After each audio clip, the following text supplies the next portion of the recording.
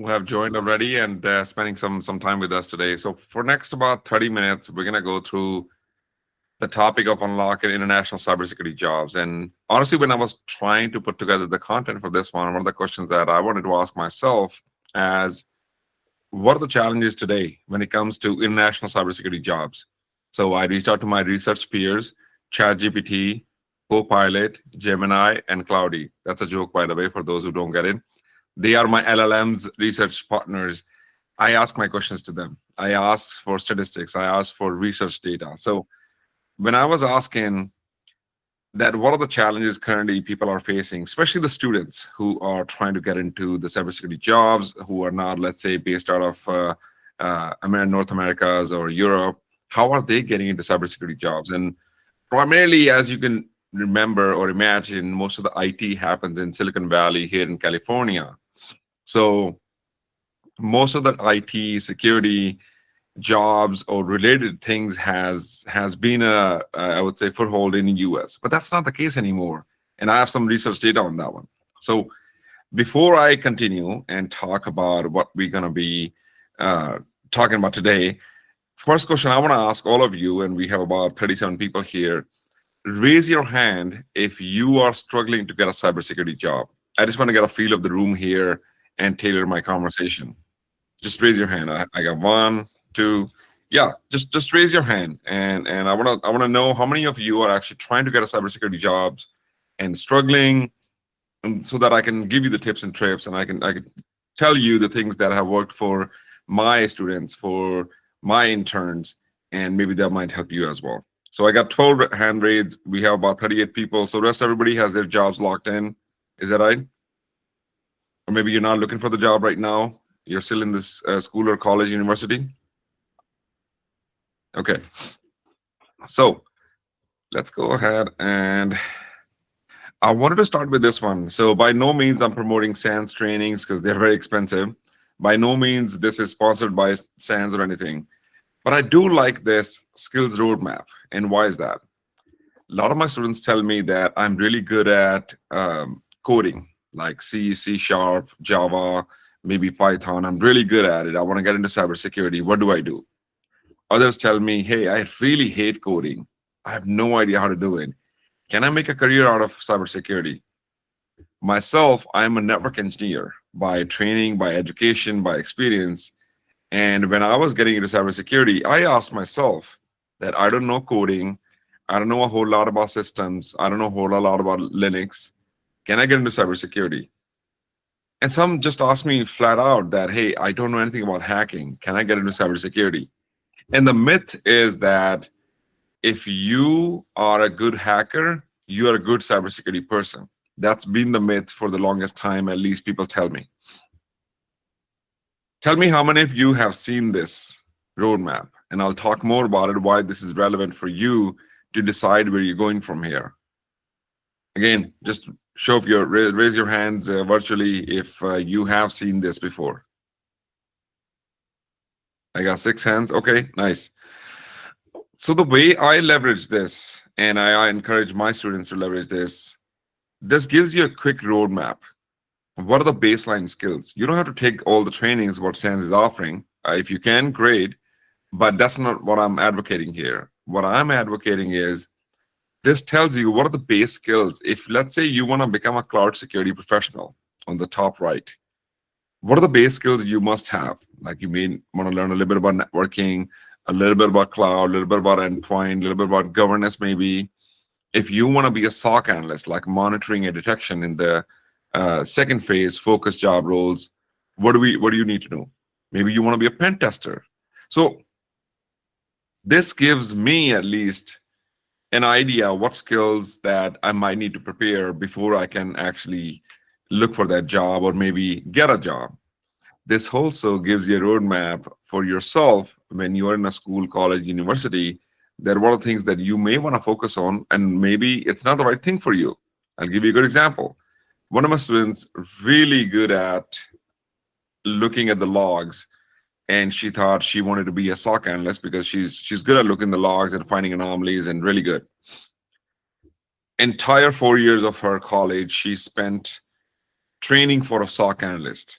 Within 1 year, she quit because what she thought the job would look like versus what it is actually two different things. And now she's a successful GRC compliance person. She really enjoys it because she likes a thorough checklist. She likes that part of actually looking at problems, anomalies in the text based, if you will, things that human eye would miss every now and then. So she thought she wanted to be a SOC analyst, trained for 4 years, did a job for 1 year, and quit and became GRC. So this is the roadmap, or if you mind map, if you will, to really use this time to eliminate what you don't want to be, what you don't like doing it. We won't know until you do it, right? And that's why I encourage go take boot camps, internships, any projects that you can do in different domains to really eliminate what you don't like. I personally do not like any coding, anything DevOps related. I don't like it. How do I know? Because I've tried it multiple times. Multiple times I've tried it. And now I've come to the conclusion I am really good network security person. I am not the best at DevOps. Sure, I can dabble. Sure, I can look at it. Sure, maybe with the help of LLMs, ChatGPT, Copilot, I can figure it out. But there's no way I can be the expert at it. On the other hand, I'm a really good network engineer. That makes me a really good network security person. So that's how I was able to actually get to the point and conclusion where I'm really good at. And that's what I'm trying to encourage you using this roadmap, the skills roadmap. You can actually go try different things and come to the conclusion what you're really good at, what you really want out of this career. Make sense? I'm looking at the chat as well. So if you have any questions, keep posting there as well so we can have a little bit more interactive than I'm just talking to myself. Okay. Next, I want to do, again, a show of hands. How many of you work on your personal branding? I have an entire slide on that one, but I just want to get the feel of the room here. How many of you understand what the personal branding is? You work on it consistently so that you are actually being seen by the hiring managers? I got 3 hands. Okay. Before I actually jump to that slide, I want to talk about another resource that you have at your fingertips called cyberseek.org. This is what people tell me all the time, where how much can I get if I become a SOC analyst? How much can I get if I become a pen tester? What's the salary range for an analyst? Well, it can depend based on region, based on the skill level, based on certifications you have, and it can still be varied, right? So you can use Indeed.com, you can use other resources to get the feel of what the salary range would look like. I use this tool a lot of times, cyberseek.org, for my students who are really good at networking, want to be a cybersecurity specialist or maybe analyst. What are the job openings and average salary? This is not accurate. This is not pinpoint. It says 115. It's not going to be 115. It might be 90,000. It might be 150. So take this with a grain of salt. But this tells you the type of salary you can get, an average, based on what you want to do, your skill level, and what you desire to become. Make sense? How many of you have seen this this platform or this website, cyberseek.org?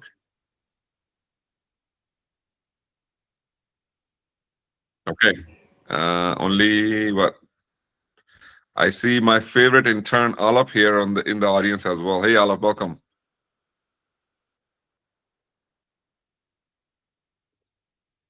Okay. Why did I talk about personal branding? Why does it matter?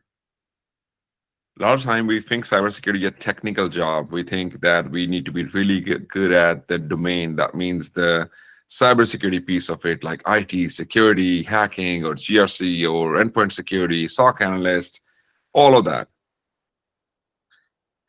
While that's all true, we also need to be a human, an approachable human. So from SANS, I think one of the summits that they did recently, and this is on the website as well, you can just look at SANS posters. You'll find this one. I really like this one. And I want you to read through this for 30 seconds and tell me what do you understand out of it, and then we will talk about it. Again, I want to make this a little bit useful, interactive, two-way street here, so that you understand why these things matter. So take 30 seconds, look at it, why this matters, and if you're trying to get a cybersecurity job, which is highly technical job, why this matters.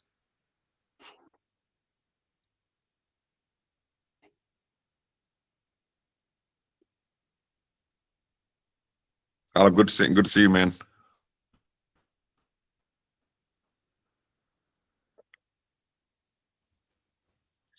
Okay, so if you look from the left, is this person charismatic? Ask yourself, you know what? Ask yourself in the past 3 months, if you had been to a classroom, or if you had a favorite teacher, if you had a favorite person that you went to maybe buy in a grocery store or something, like someone that was so approachable that you were like, wow, I really want to talk to this person, regardless of their job role, regardless of what they're trying to do, but they were really approachable. Think about that person for a second. Now put that on yourself. Are you that person? Can people come to you and find the same charisma? Regardless of your job, regardless of your role, regardless of your function, doesn't matter what you're doing, but are you approachable? Can people come to you and you smile? And even if there's a hard conversation, if there is something that's not pleasant, are you still delivering with a charm? These are the questions you want to ask yourself. Look, everybody will tell you that when you are in your phase of transitioning from student to a professional, you should focus on everything about the skill and the job and the function and the role. I want you to take a moment and think about what kind of human are you presenting in front of those hiring managers, in front of those people who are trying to hire you. True story. One of my interns actually went to a conference. I always encourage people to go to conferences and make networking. And he was having a conversation, having a good time. Nobody knew that he's still a student. They thought actually he's a working professional, the way he presented, the way he carried himself, the way he had the charisma. He ended up getting a job, even he was still in college. And that job waited for him for 2 years until he finished his college and started the job. Why? The company, the hiring manager, honestly, not even the company, the hiring manager really wanted him because they were so connected. They were so happy with his charisma. And that's the part. Are you going to get annoyed by small things? Can you put a smile on when you're talking to someone? Can you actually present yourself confidently that it's not just that geeky introvert people? And nothing wrong with it. I'm introvert myself. But I'm saying when you are in front of people, when you're presenting yourself, we have to get out of our comfort zone. And sometimes it's as simple as that, putting a smile and having a conversation. That simple. And it could be anything that you like. We don't need to please people. I'll give you another something about myself. I don't know anything about sports.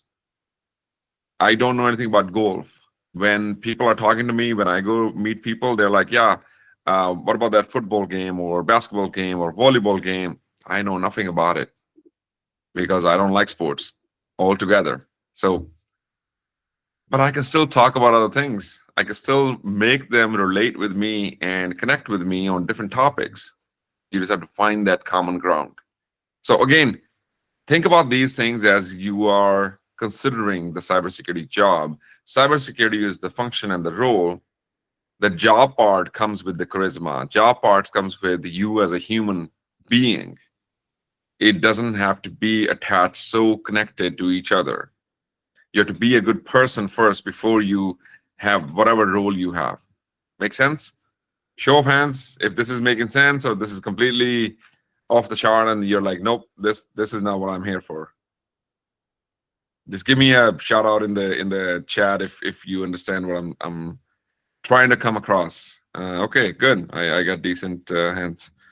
All right, I have a question in the chat here that I'm going to read to all of you.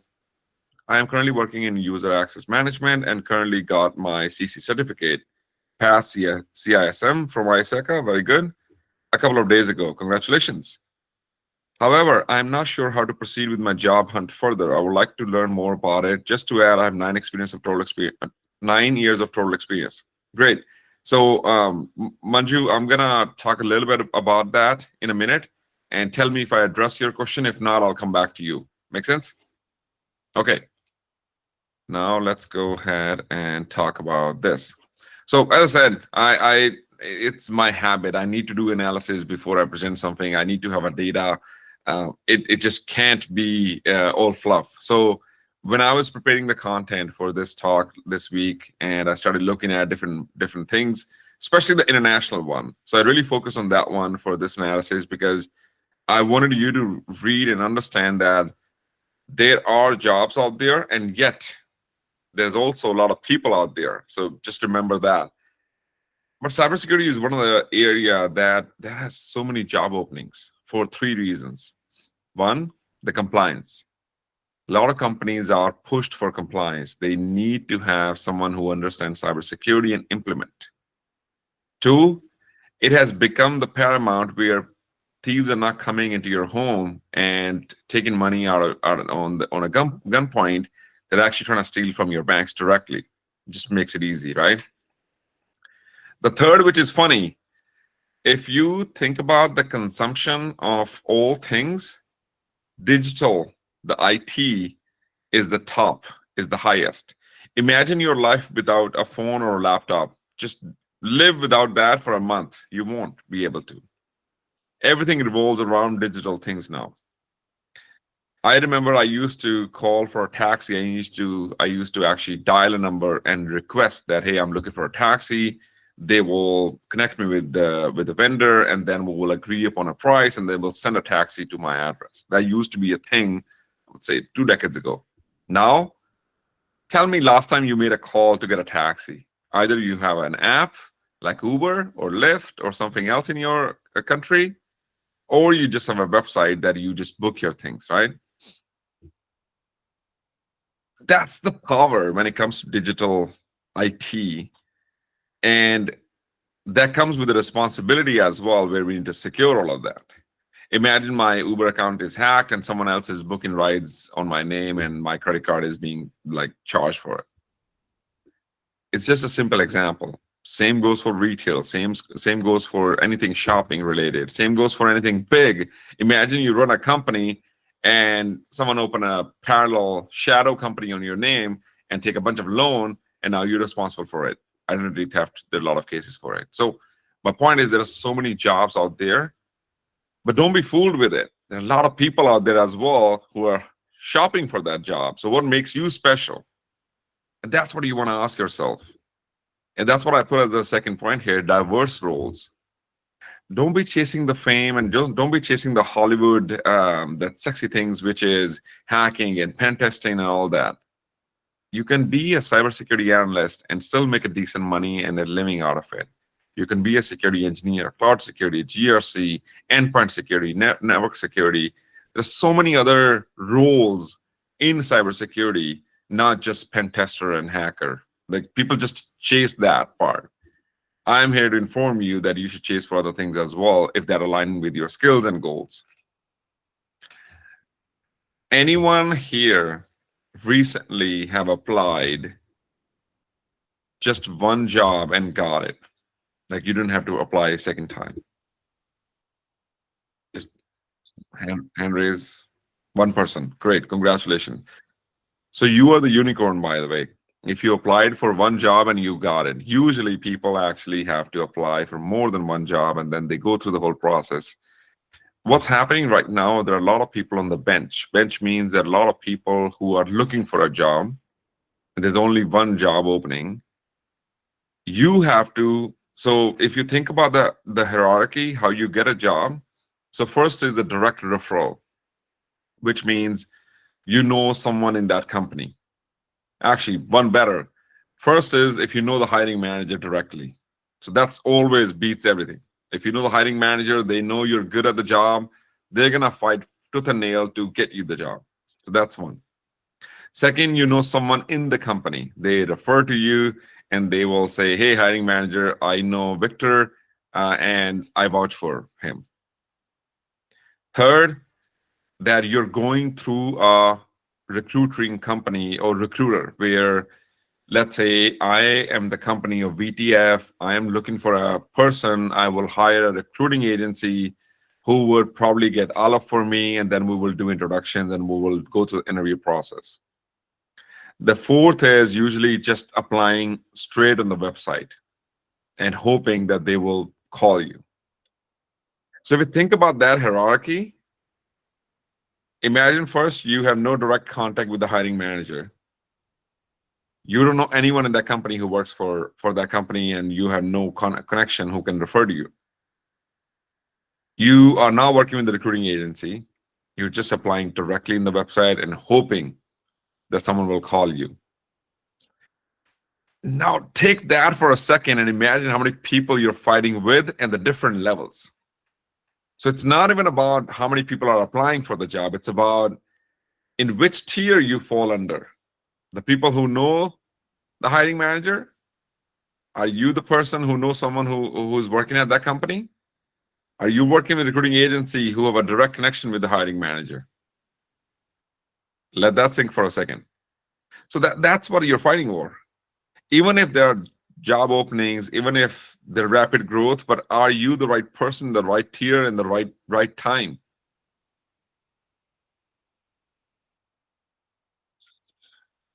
This is where I always advocate power of yes. And what that means. The power of yes is when you're building your network, when you are trying to go out and about and actually demonstrate your skills, not everyone knows you, especially in this global market where the way I know Alap because he was at VTF, he really impressed me, and now I'm his fan. So this is how Alap was able to make a connection with me. If I ever hire or I have a need for that skill set, I'm reaching out to Alap directly. Power of yes. He got out of his comfort zone.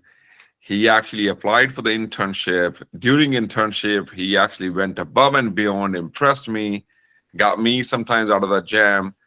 And now he has a connection for life. That's me. And same for me. I have a connection for life. That's him. That's the power of yes. You need to start saying yes to things, but also obviously prioritize it. If this helps your career, this helps your skills, this helps actually grow that career plan, say yes. Go to networking events, help them out. Maybe stay until late until people are leaving, and then go help them out with the cleanup. Make connections by doing something and being valuable. Don't just show up and just be the crowd. Everybody's being the crowd. What stands out for you? It's something that you do. Make your mark as you're leaving, just like Alap did. I see a hand raised here. Do you mind putting in the chat, or you wanna have a conversation? You can come off mute. I don't know how this works, but you could type it in the chat. I think you won't be able to come off mute the way it is set up. Okay. I teased you when we started this conversation with the personal branding. Why is it important? So I gave you just an example about the personal branding and the network and why it's important. Because it brings you into the trusted circle. You know how people call it inner circle? Having that personal brand and network actually put you in that inner circle. Puts you in that referral circle. So this is why I have a number one rule. If you are trying to get a job, if you're trying to be seen, let me see you first. And LinkedIn is usually my personal preferred professional social media platform. I don't know any hiring manager, when they get your resume, they won't look, they will look you up on LinkedIn. They'll always look you up on LinkedIn. So if you don't have the right headshot, if you didn't update your experience, if you didn't update your skills, if you don't have a good about me, I'll be like, this guy is no one. But if you have everything, then maybe I'm interested. Maybe you have a connection who is mutual and connected with both of us, and maybe it'll build a trust that you are part of the inner circle. Maybe you have a picture. Recently, you helped out a community of cybersecurity to set up an event, and they are giving you a shout out. Maybe someone who's really known in the industry gave you a thumbs up on your one of the posts you posted last week. All of these things actually being seen by the hiring manager brings your profile up in the pile where everybody else is just there. Now, I'm going to give you another task right now. 30 seconds. Go to your LinkedIn and ask yourself, would you hire yourself based on what you have out there?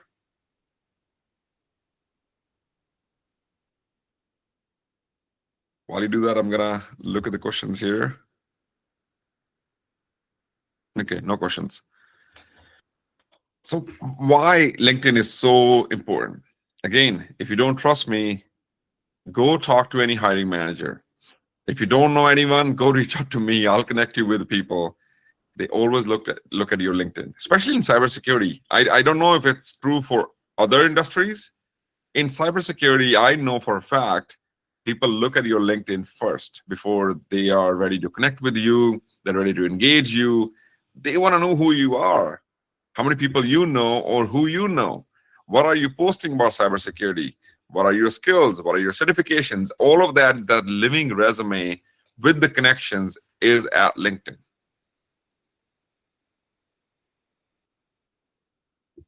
Is this making sense? Give me a hand raise.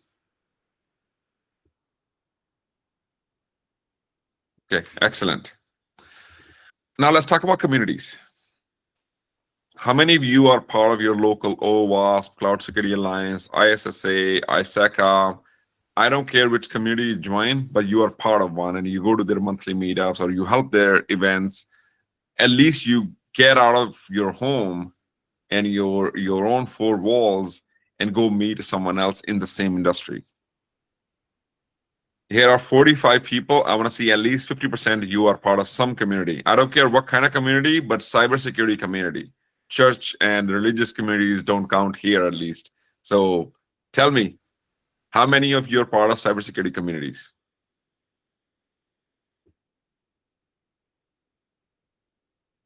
Okay. All right. Keep growing. I want to see 50% of you. Come on. So far I have 7. I'm not continuing until I see 50%. 45 people here. Give me at least 20. Raise hands. Come on. 11, 12, 13, 14, 15. I'm not going to continue unless I see 20 here. Give me 20 hand raised. Now you guys stopping at 18. Give me 2 more. There you go. Thank you. So the other 25 people who didn't raise your hand, if you're not part of it, simply ask yourself, do you not want to connect with others who are in the same network, in the same professional, same industry? And one of the frequently asked questions from students is, I am not a working professional. These communities are meant for professionals who are working. Absolutely not true. I can tell you with 100% confidence, that is not a true statement. That is not a fact. The fact is these communities are meant for students as well to grow your network. I sit on some of the boards for these communities, and one of the primary agenda is how to bring students into these communities. So if you're shy about it, if someone told you a lie, I am here to tell you that you are welcome and invited to these communities. And if someone tells you otherwise, reach out to me, please. Again, cybersecurity communities are meant for actually helping students to build your network. This is the best place to start that. This is your safety net. If you are someone who's starting your network, if you are someone who's breaking into this industry, community is the best place to start. You go in, shake some hands. The best is actually you may leave an impression, help out with the event, maybe help out with the setup, or when they are towards the end, maybe you help out with the cleanup. You leave a mark. Then they know you are that person who helped them out. Next time they're looking forward to seeing you. And before you know, you have a decent network in that community. The power of yes. Say yes to it. Again, it's not about being the best technical person in the room. It's about being the best person in the room. Technical is secondary. Person comes first. They have to like you to engage you with your technical skills. All right. Next. Podcast. How many of you listen to podcasts? Please. Hand, or maybe in the chat, or which one do you listen to? Which one are your favorite podcasts? So I run one. It's called Zero Trust Journey Podcast. It's a ztjourney.com, where we talk about what is zero trust, how to leverage, and all that. And why is it important? So this is going to be funny, actually, and we are being recorded here. Someone asked me a long time ago that, hey, what do you do in your free time or spare time? Like, I don't have any. Because if I'm driving, if I'm standing in a line at the airport or something, I'm listening to a podcast. Why waste the time? Time is the most valuable currency, as everybody says it. Why waste it? Soak every second of it. So I listen to podcasts, especially in cybersecurity, or sometime in business, sometime in marketing, sometime in money, whatever. It doesn't matter. Listen to someone's experiences so that you don't make the mistakes and you come out of someone who have been through that journey. Just listening to podcasts has given me so much confidence in marketing that I became a marketing guy now.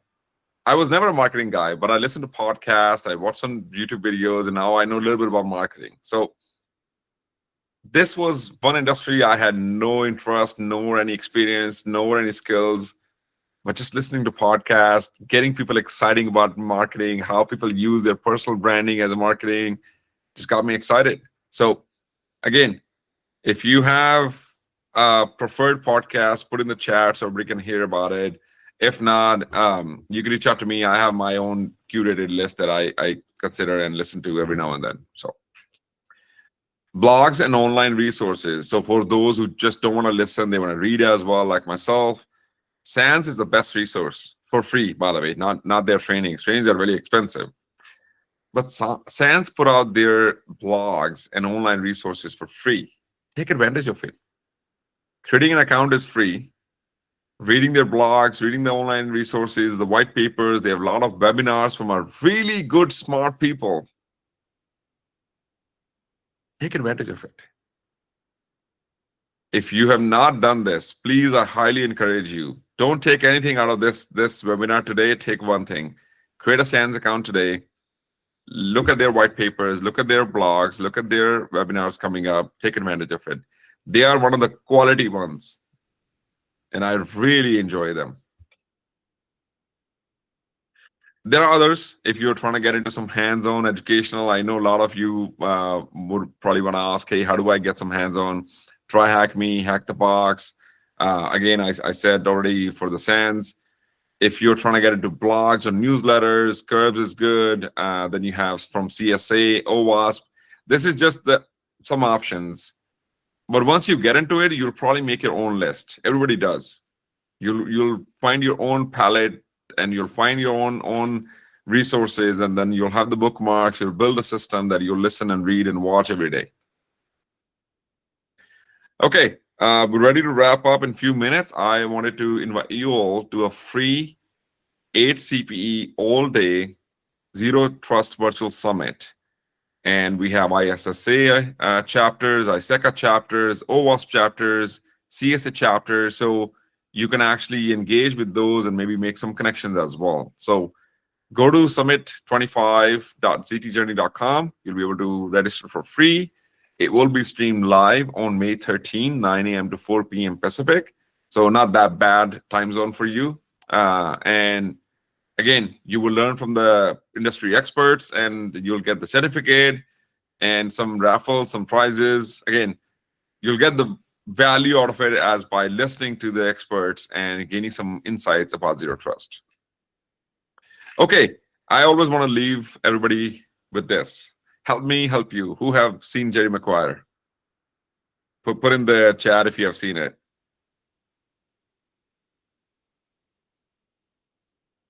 Jerry Maguire, help me help you? No one. Wow. Okay. You guys all gotta watch this movie. Anyways, help me help you. What does that mean? So we talked a lot about, like, from past 40 minutes I've been talking, and what does all of this leads to? If you're looking for experience, I can get you experience in sales. I can get you experience as an office manager, digital design, event management, corporate culture. Look, don't be confused with the experience versus money. A lot of people actually hold back and don't engage and don't move further. They think that, oh no, I should get paid for the time. But you're missing out on the experience. If you have the experience, you can actually get a job tomorrow. So you don't want to get something that can help you get a job on the name of I should have a job. So it's very cyclic, and it's stupid in my book. Get an experience, get internship, doesn't matter. Say yes, which will help build that profile, that resume, that CV, if you will. So again, if you need experience in sales, office manager, digital design, event management, corporate culture, like how to actually grow corporate culture, reach out to me and I may be able to help you out. Second, we will be doing a hands-on boot camp on cloud security in July. So go to btfuniversity.com. Right now, website is a little wonky because we're updating it, but keep an eye out. Subscribe to BTF, LinkedIn as well. We post announcements over there as well. With that, thank you very much. I really appreciate you all listening to me and engaging in the conversation. I like this two-way conversation versus doing the monologue. This is my smiling picture, and you'll find that on my LinkedIn as well. I can be found on Victor Manga or Victor Virtual. Most of my digital footprint is on the name of Victor Virtual. With that, thank you so much. I'll take question one or two, and then we'll wrap up. Thank you very much. Thank you very much, Doctor. I we really appreciate the message, and I think it's the time for us. For some of the participants, please go to our message. Just send your questions to the message platform so that we can read it. But before we do that, I have some questions here in which I just want us to help us to buttress it. One of the questions, what are the primary factors contributing to the current cybersecurity talent gap, and what can the professional do to align their skill set with this industry demand? Repeat that question one more time for me, or put in the chat. Sorry, your microphone is a Let me little far for me. let me put it on the chat. Let me put it on the Yeah. chat. Yep. Okay. Yeah, put it on the chat. Got it. What are the primary factors contributing to the current cybersecurity talent gap, and what can professionals do to align their skill sets with this?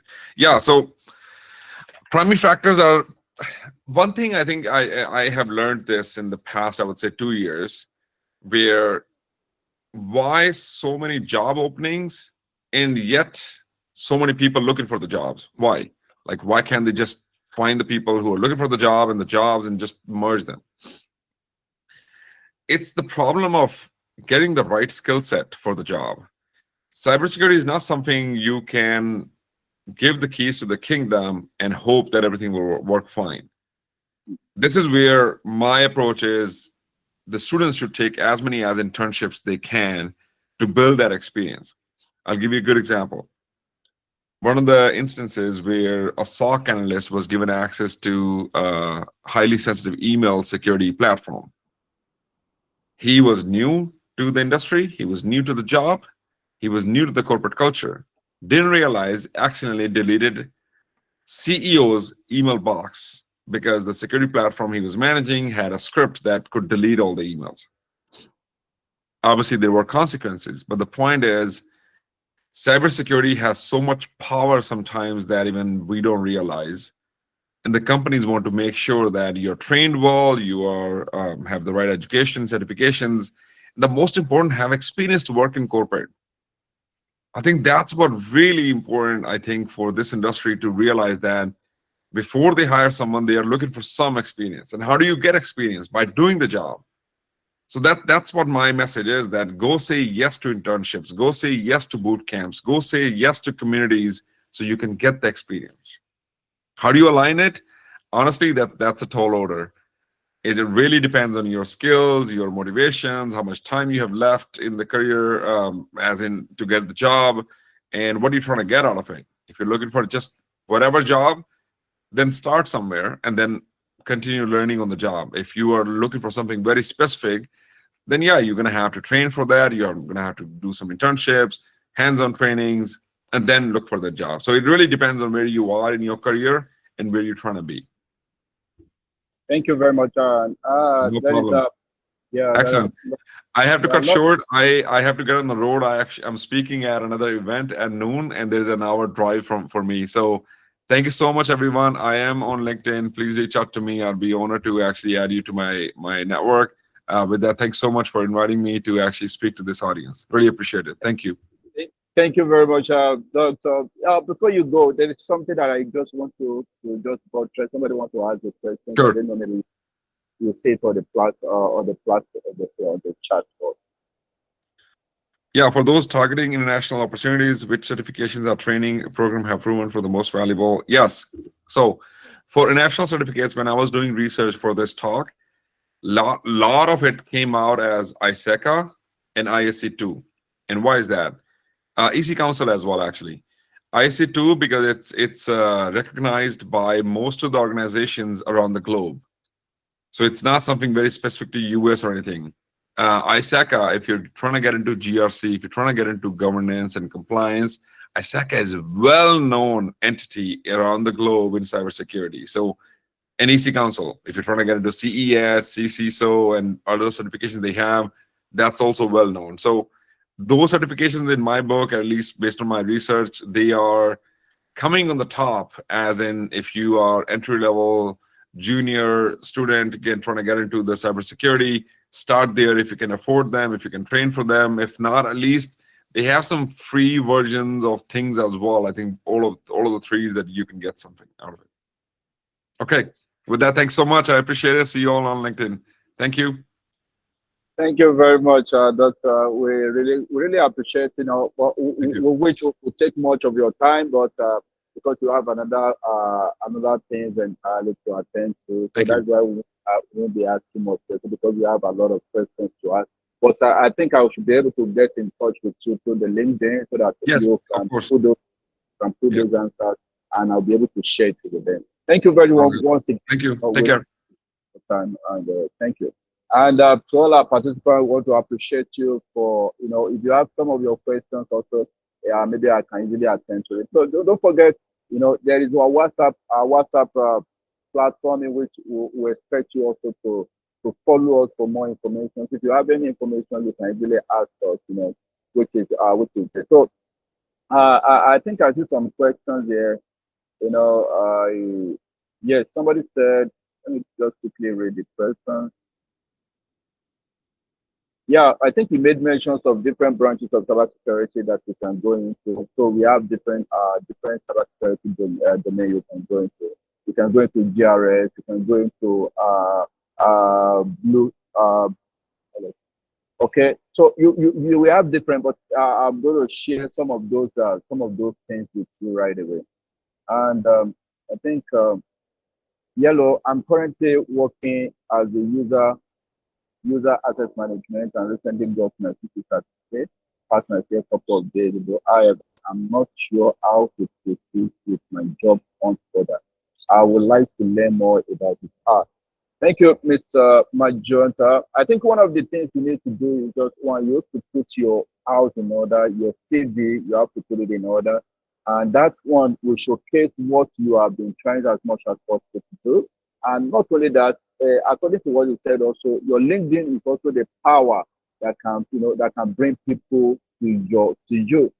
Make sure your LinkedIn, you are able to, your LinkedIn is up to date. So that is another thing, making it too that you can easily do for you to be able to be recognized. Yeah, somebody said, Adegboye blessing, Adeshola, please, is there room to learn cybersecurity? Yeah, there are a lot of room for you to learn cybersecurity. If you are within the Nigerian, if you are within Ado, you can easily get into our office. We train on different cybersecurity roles. Coming from TX, certified SQL hackers, cybersecurity analysts. We also train on SOC. We also train people on on web development and the rest like that. So, there are a lot of room for you to be able to learn cybersecurity, most especially in Nigeria.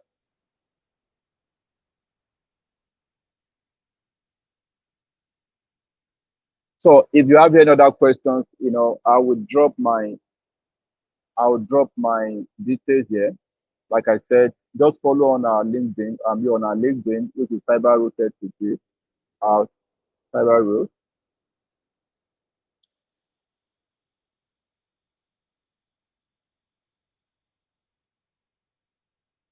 So just follow us on our LinkedIn here and also on our WhatsApp. So thank you very much, everyone, for this opportunity. We wish you very good luck. So if you have any other things, so you can get with me on my WhatsApp.